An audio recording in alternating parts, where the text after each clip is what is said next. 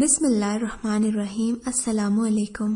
آج آپ کے لیے ایک اور سچی کہانی لے کر حاضر ہوئی ہوں۔ کہانی ایسی ہے کہ آپ کو ضرور پسند آئے گی، لیکن کہانی شروع کرنے سے پہلے نئے آنے والوں سے گزارش ہے کہ ہمارے چینل کو سبسکرائب کریں اور ہماری ویڈیوز سب سے پہلے دیکھنے کے لیے بیل آئیکن کو ضرور کلک کریں۔ چلیے کہانی شروع کرتے ہیں۔ میں اور فاریہ بچپن کی دوست تھیں۔ ہمارے گھر ساتھ ساتھ تھے، روز اکٹھے اسکول جایا کرتی تھیں، اور ان دنوں میں 10ویں میں تھی جب ایک روز وہ مجھے لینے آئی۔ میں اداس بیٹھی تھی، سالانہ امتحان کے لیے داخلہ فیس نہیں تھی۔ کئی بار میں نے ابو سے فیس مانگی تو انہوں نے مجبوری ظاہر کر دی کہ بیٹی اتنے پیسے کہاں سے لاؤں، میرے پاس آٹا دال لانے کو رقم نہیں ہے، کل دوست سے 100 روپے ادھار لیے تھے راشن کے لیے۔ میں نے کہا ابو آخری تاریخ ہے، میں سالانہ امتحان میں شریک نہیں ہو سکوں گی۔ میں نے رو کر التجا کی تو والد صاحب کی آنکھوں سے بھی آنسو رواں ہو گئے۔ مجبور باپ کو روتے دیکھ کر میرا دل کانپ گیا۔ میں نے کہا کوئی بات نہیں ابو، میں اگلی بار امتحان دے دوں گی۔ ابو مزدوری کی تلاش میں چلے گئے اور میں اپنی جگہ بیٹھی رہ گئی۔ یہ صبح کا وقت تھا۔ سوچا کہ اب اسکول جا کر کیا کروں گی جب امتحان نہیں دے سکتی۔ اس وقت کی حالت میں بیان نہیں کر سکتی، دل و دماغ ہی نہیں سارا وجود رو رہا تھا۔ سوچ رہی تھی کہ غربت بھی کیا شے ہے، آدمی سے اس کی تمام خوشیاں اور آرزوئیں چھین لیتی ہے۔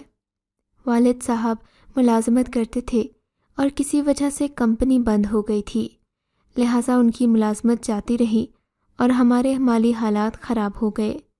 ابو جان الیکٹریشین بھی تھے، انہوں نے کورس کیا تھا، لہٰذا اب وہ جہاں چھوٹا موٹا بجلی کا کام ملتا کرنے چلے جاتے تھے۔ کبھی ابو کو کام مل جاتا تو ہمیں روٹی نصیب ہوتی، اور اگر کام نہ ملتا تو ہم فاقے پر آ جاتے۔ سچ شکر کہ امی سلائی جانتی تھیں، لہٰذا مشین چلا کر کچھ نہ کچھ کما لیتی تھیں۔ یوں ہمارا گھر بڑی دقتوں سے چل رہا تھا۔ مجھے پڑھنے کا بہت شوق تھا، 9ویں میں پہلی پوزیشن رہی تھی، مگر 10ویں میں مالی پریشانیوں نے ایسا گھیرا کہ بس پاس ہی ہو پاؤں گی۔ جب داخلہ فیس نہ بھر سکی تو جیت چھوڑ بیٹھی۔ تبھی مجھے میری دوست فاریہ لینے آ گئی، بولی ابھی تک تم نے یونیفارم نہیں بدلا، کیا آج اسکول جانے کا ارادہ نہیں ہے؟ میں نے کہا ہاں فیری، اب میں شاید کبھی بھی اسکول نہیں جاؤں گی۔ کہنے لگی کیوں؟ میں نے کہا میرے پاس داخلہ فیس کے پیسے نہیں ہیں۔ اسے شرمندگی سے ہی صحیح مگر اپنی مجبوری بتانا پڑی۔ میں نے کہا کہ اس سال میں سالانہ امتحان میں شریک نہیں ہو سکتی۔ وہ کہنے لگی ارے بھائی یہ کوئی بات ہے، چلو اٹھو جلدی سے یونیفارم پہنو اور تیار ہو جاؤ۔ اس نے منت کی۔ میں نے کہا اسکول جانے کا کیا فائدہ؟ کہنے لگی کہ میں تمہاری فیس بھر دوں گی، بعد میں مجھے رقم لوٹا دینا، چلو اب اٹھو۔ اس نے اتنے پیار سے اصرار کیا کہ میں اس کی آفر کو رد نہ کر سکی۔ آنسو پوچھتی جلدی سے تیار ہو گئی اور فری کے ہمراہ اسکول چلی گئی۔ اس نے میری داخلہ فیس بھر دی اور اس کے بعد بھی وہ میرے تعلیمی اخراجات کا خیال رکھنے لگی۔ میں اس کی بے حد احسان مند تھی۔ فری خوشحال گھرانے سے تعلق رکھتی تھی اور اس کے والد دبئی میں کاروبار کرتے تھے۔ ان کے پاس روپے پیسے کی کمی نہیں تھی، جبکہ ہم لوگ پہلے تو خوشحال تھے مگر پھر انتہائی مفلسی کا شکار ہو گئے۔ بچپن کی دوستی میں ان باتوں سے سروکار نہیں ہوتا۔ یہ دن ایسے ہوتے ہیں کہ غریبی امیری سے ماورا گزرتے ہیں، بس دوست کی دوستی سے واسطہ ہوتا ہے۔ ہمارا بھی یہی حال تھا۔ یہ احساس نہیں تھا کہ کون غریب ہے اور کون امیر۔ فری کو اس روز احساس ہوا کہ میرے اور میرے گھر والے کیسے مشکل حالات میں زندگی گزار رہے ہیں۔ اس نے ہمارے حالات کا ذکر جب اپنے والد سے کیا تو انہوں نے میرے ابو سے ملاقات کی اور ان کو اپنے ساتھ دبئی لے جانے پر آمادہ کیا تاکہ وہاں والد صاحب کوئی کام کر سکیں اور ہمارے مالی حالات بہتر ہوں۔ والد صاحب بھی غربت سے عاجز تھے۔ انہوں نے ماجد صاحب کی اس پیشکش کو قبول کر لیا اور ان کے ساتھ دبئی چلے گئے۔ وہاں انکل ماجد نے ان کی ملازمت دلوا دی اور والد صاحب اچھا کمانے لگے۔ وہ ہر ماہ باقاعدگی سے رقم گھر بھجواتے رہے، جس سے ہمارے حالات سدھر گئے اور ہم سکون کی روٹی کھانے کے لائق ہو گئے۔ یہ بھی فری کا مجھ پر احسان تھا کہ اس کے توسط سے ہمارے حالات سدھرے اور اس کے ابو نے میرے ابو کی مدد کی، ورنہ ہم تو سسک رہے تھے اور تعلیم کو بھی خیر آباد کہنے کی نوبت آ گئی تھی۔ ہم تو پہلے ہی بہت اچھی دوستی تھیں، اب اور بھی زیادہ دوستی پکی ہو گئی تھی۔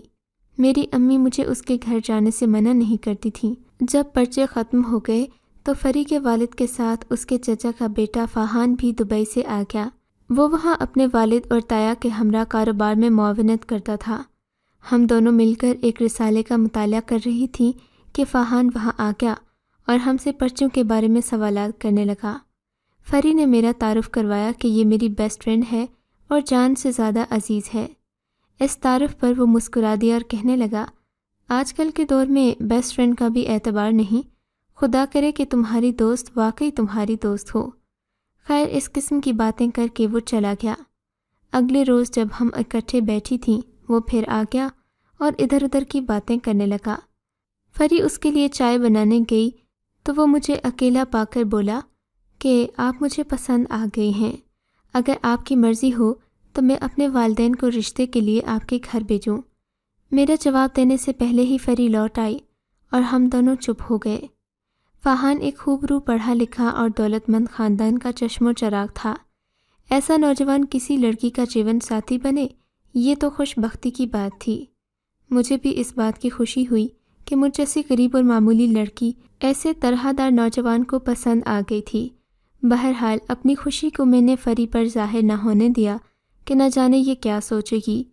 ابھی ہمارا رزلٹ نہیں آیا تھا کہ ایک روز فری گھر آئی اور کہنے لگی، ہم اور چچا کی فیملی 7 شریف جا رہے ہیں، اگر چاہو تو تم بھی ساتھ چلو۔ میں نے کہا امی اجازت نہیں دیں گی۔ پھر اس نے خود ان سے منت سماجت کر کے اجازت لے لی۔ اگلے روز میں ان کے گھر گئی تو فری تیار ہو رہی تھی۔ ڈرائنگ روم میں بیٹھ گئی، اچانک وہاں فاہان آ گیا۔ مجھے دیکھ کر خوش ہوا اور کہنے لگا، آج خدا سے یہی مانگا تھا کہ تم نظر آ جاؤ اور تم نظر آ گئی ہو۔ واقعی میرا رب دل سے نکلی ہوئی دعا کو سنتا ہے۔ اب یہی دعا ہے کہ تم ہمیشہ کے لیے میری ہو جاؤ۔ پھر کہنے لگا، میں نے اس دن تم سے ایک سوال کیا تھا، تم نے اس کا جواب نہیں دیا۔ میں شرما گئی اور خاموش بیٹھی رہی۔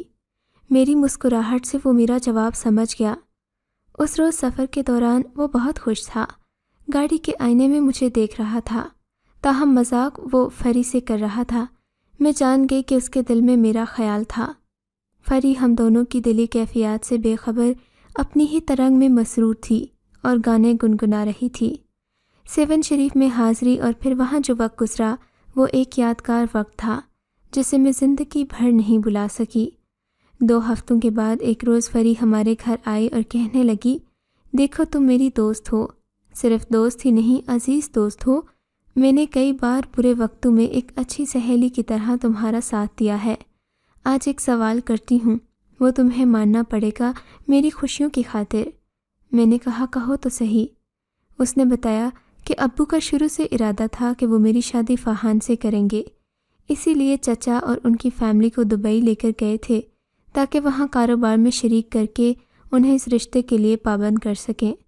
اب فاہان اور ان کے امی ابو کو پاکستان بھی اسی وجہ سے لائے ہیں کہ میری اس کے ساتھ شادی کر دیں، لیکن جب سے فاہان نے تمہیں دیکھا ہے اس کا ارادہ بدل گیا ہے۔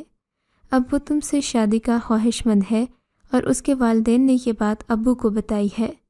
جب سے ابو نے یہ بات سنی ہے وہ بہت افسردہ ہیں، کیونکہ اپنے بھائی اور بھتیجے سے ان کو بڑا پیار ہے اور وہ اپنے بھائی سے دور نہیں رہ سکتے، تبھی بچوں کے رشتے کر کے اس بندھن کو زیادہ مضبوط کرنا چاہتے ہیں۔ لیکن اب فاہان نے مجھ سے شادی سے انکار کر کے ان کی خوشیوں پر پانی پھیر دیا ہے۔ میں سمجھ گئی کہ وہ مجھ سے کیا مانگنے آئی تھی۔ احسانات کا بدلہ چکانے کا وقت آ گیا تھا، وہ یہی بتانے آئی تھی۔ مگر نہیں، وہ میری بہت اچھی دوست تھی، دل کے ہاتھوں مجبور ہو گئی تھی۔ بچپن سے وہ فاہان کو چاہتی تھی، اس کی پوجا کرتی تھی، اسے گمان تک نہیں تھا کہ اس کا محبوب اس کی سہیلی کو شادی کے لیے پسند کر لے گا۔ میں نے کہا تم جو کہو گی میں ماننے کو تیار ہوں۔ کہنے لگی کہ میں اپنے اس کزن کو بچپن سے چاہتی ہوں، وہ میری چاہت ہے اور میری زندگی کی سب سے بڑی خوشی ہے۔ تم میری قابل اعتبار دوست ہو، تبھی میں نے تمہیں صاف صاف بتا دیا ہے کہ کہیں تم انجانے میں میری خوشیوں کی قاتل نہ بن جاؤ۔ مجھے امید ہے تم دوستی کا مان رکھو گی، اور اگر فاہان کے والدین بیٹے کی ضد سے مجبور ہو کر رشتہ لینے آئیں تو تم خدا کے لیے انکار کر دینا۔ میں نے وعدہ کر لیا کہ بے فکر رہو، تمہاری خوشیوں کی میں قاتل نہیں بنوں گی، اور آج دوستی نبھانے کا وقت آیا ہے تو یہ دوستی ضرور نبھاؤں گی، بالکل ویسا ہی ہوگا جیسا تم چاہتی ہو۔ میرے سمجھانے پر وہ مطمئن ہو کر گھر چلی گئی، لیکن میرے دل کو تاراج کر گئی۔ اچھی زندگی کے جو خواب ان دنوں دیکھے تھے وہ سب کے سب ٹوٹ گئے۔ سوچتی رہی کہ میری سہیلی ہے، بچپن سے میرے ساتھ رہی ہے، اس نے یہ خواب بچپن سے ہی دیکھے ہوں گے، شاید اس کا حق زیادہ ہے، مجھے اس کے راستے کی دیوار نہیں بننا چاہیے۔ تاہم دکھ نے میرے اندر درد کی لہروں کا سمندر بھر دیا۔ میں خوب روئی تھی۔ اگلے روز فاہان کے والدین رشتہ مانگنے آ گئے۔ اس کی امی نے پوچھا، بیٹی کیا تم نے فاہان کو دیکھا ہے اور کیا تمہیں یہ رشتہ پسند ہے؟ میں نے کہا، آنٹی ہرگز نہیں، مجھے آپ کا بیٹا پسند ہے اور نہ ہی یہ رشتہ پسند ہے۔ یہ کہہ کر میں رونے لگی۔ آنٹی کہنے لگی، بیٹی رو مت، اگر تمہیں یہ رشتہ پسند نہیں تو میں زبردستی کسی لڑکی کو بہو نہیں بناؤں گی۔ یوں وہ امی سے بغیر رشتے کی بات کیے چلی گئیں۔ مت پوچھیے کہ دل پر کیا گزری۔ سہیلی سے کیا وعدہ تو میں نے نبھا دیا، مگر اپنی خوشیوں اور آرزوؤں کا خون کر دیا۔ اپنے ہاتھوں اپنی زندگی کو ختم کرنے کا درد کوئی خودکشی کرنے والے سے پوچھ سکتا ہے؟ کاش میں نے اپنی دوست کے احسان تلے دب کر اپنی خوشیوں کو دوچار نہ کیا ہوتا۔ یہ درد میں کبھی نہیں بھلا سکتی، اور اس کی ایک وجہ ہے جو میں آگے چل کر آپ کو بتانا چاہتی ہوں۔ خیر، آنٹی نے گھر جا کر فاہان کو سمجھایا کہ وہ تم سے شادی نہیں کرنا چاہتی، وہ تمہیں پسند نہیں کرتی، اپنے منہ سے اس نے مجھے منع کیا ہے، بہتر ہے کہ اس کا خیال چھوڑ دو اور اپنی کزن سے ہی شادی کر لو، کیونکہ ہماری خوشی اسی میں ہے۔ ٹوٹے ہوئے دل کے ساتھ اس نے فری سے شادی کر لی اور میں ان کی شادی میں شریک نہ ہوئی۔ فری فاہان کی دلہن بن کر اس کے ہمراہ دبئی چلی گئی، اور بہت دکھی ہونے کے باوجود میں ضمیر کی طرف سے خوش تھی کہ اپنی سہیلی کو خوشیاں دی ہیں۔ آج پہلی بار مجھے یوں محسوس ہو رہا تھا کہ میں نے اپنی سہیلی کو کچھ دیا ہے، ورنہ اس سے پہلے تو وہی مجھے دیتی آئی تھی۔ مگر یہ خیال بھی خواب ہی ثابت ہوا۔ دبئی جا کر میاں بیوی میں نہ بنی اور فری اور فاہان میں جھگڑا رہنے لگا۔ آخر بات طلاق تک پہنچی اور وہ شادی کا بندھن توڑ کر گھر لوٹ آئی۔ فری مزاج کی تیز تھی اور اس نے شوہر کا مزاج سمجھنے کی کوشش نہیں کی، جلد بازی میں طلاق لے بیٹھی۔ شاید اس نے یہی سمجھا کہ میرے ابو کا کاروبار زیادہ بڑا ہے اور میں ان لوگوں پر حاوی ہو جاؤں، یوں وہ ان کی عزت نہ کر پائی اور یہ بندھن ٹوٹ گیا۔ جب اس نے مجھے آ کر یہ بتایا تو مجھے بہت دکھ ہوا کہ کاش میں نے قربانی نہ دی ہوتی، اور اگر دی تھی تو فری نے ہی اس قربانی کی قدر کی ہوتی۔ کاش میں اس سے کبھی ملی ہی نہ ہوتی، میری قربانی بھی رائگاں گئی اور فری کا گھر بھی آباد نہ ہو سکا۔ بعض لوگ کس قدر جلد باز اور چھوٹے دل کے ہوتے ہیں، ذرا سی بات پر ایک دوسرے کو مورود الزام ٹھہرا کر جدائی کا راستہ ناپ لیتے ہیں۔ یہ بھی نہیں سوچتے کہ شادی کا بندھن عمر بھر کا بندھن ہوتا ہے، اسے پل دو پل میں نہیں توڑ دینا چاہیے، کیونکہ کوئی انسان مکمل نہیں ہوتا، خامیاں تو ہر ایک میں ہوتی ہیں۔ ضرورت اس بات کی ہوتی ہے کہ چھوٹی چھوٹی باتوں کو انا کا مسئلہ بنانے کی بجائے درگزر کیا جائے، ورنہ میاں بیوی کا رشتہ تو کچا دھاگا ثابت ہوتا ہے اور پل بھر میں محبتیں نفرتوں میں بدل جاتی ہیں۔ میں نے آج تک فاہان کی یاد میں شادی نہیں کی، شادی کے نام سے ہی خوف آتا ہے۔ BA کیا، پھر BEd، اور دور ایک سرکاری اسکول میں ملازمت مل گئی۔ اب میں اپنی اسکول کی ہیڈ ہوں اور قوم کی بچیوں کی نگران ہوں۔ ان سے یہی کہوں گی کہ زندگی کا جو بھی اہم فیصلہ کریں ہمیشہ سوچ سمجھ کر کریں۔ اگر آپ کو یہ کہانی اچھی لگی ہے تو ہماری ویڈیو کو لائک کیجیے، اور اس طرح کی مزید کہانیاں سننے کے لیے ہمارے چینل کو ضرور سبسکرائب کریں۔